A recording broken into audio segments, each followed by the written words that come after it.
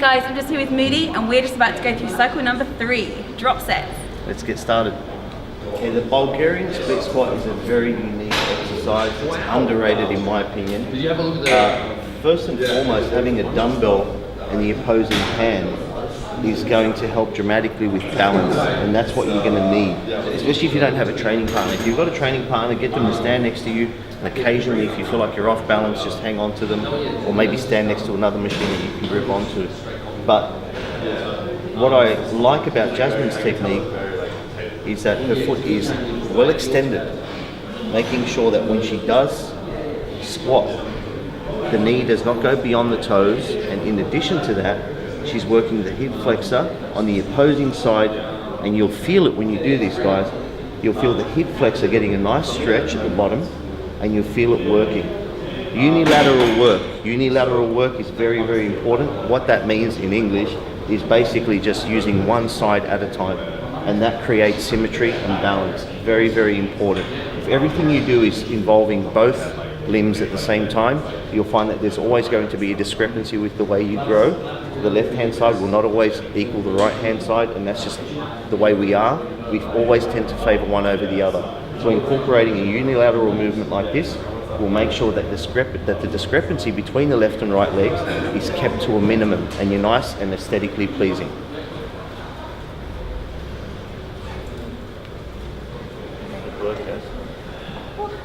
Okay, the hack squat is great for focusing on the actual muscles that you're working.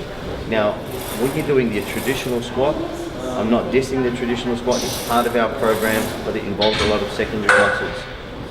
When you're doing drop sets, however, it's important to have the comfort and the stability of a machine such as the apparatus that we've got here.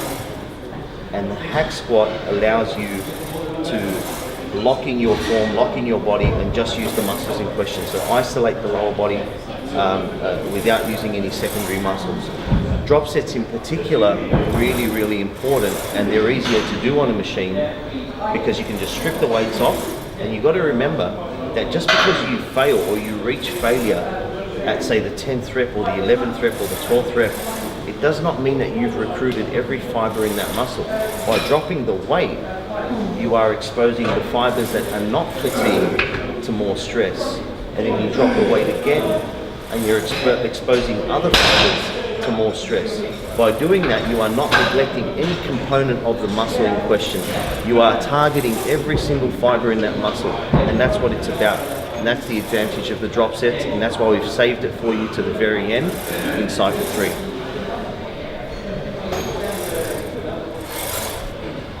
Again, guys, stance wherever you feel comfortable. There is no right or wrong. If you want to go narrower with your stance, that will help with your teardrop of the actual leg, so the lower part of the quad, just above the knee directly. If you go wide, it'll target the inner thighs. So you're able. I'm not saying that you can't adjust your stance. You can adjust your stance to whatever you're trying to target. Wide targets inside, narrow targets outside. But if you are feeling it in your joints, I urge you to strongly go with what feels comfortable so you can recruit your muscles, not your joints.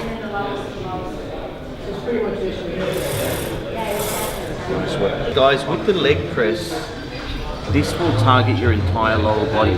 Contrary to what some people believe, they think it just hits your quads. It actually hits your entire lower body because your calves, your hamstrings, and your glutes have to work.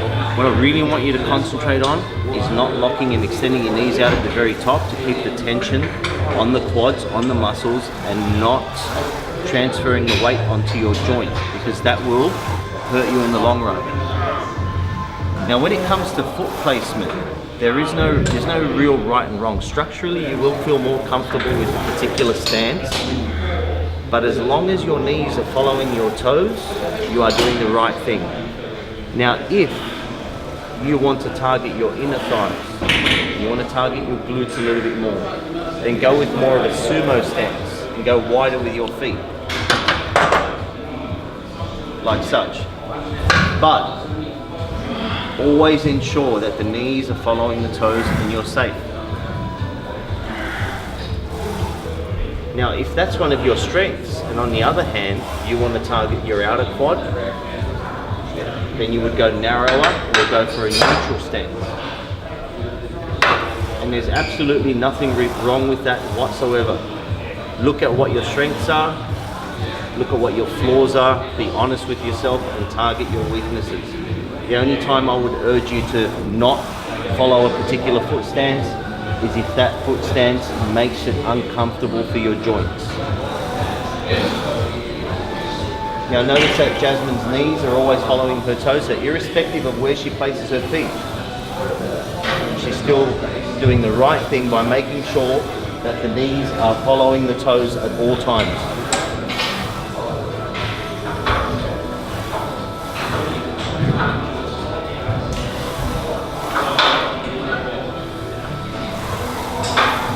Perfect.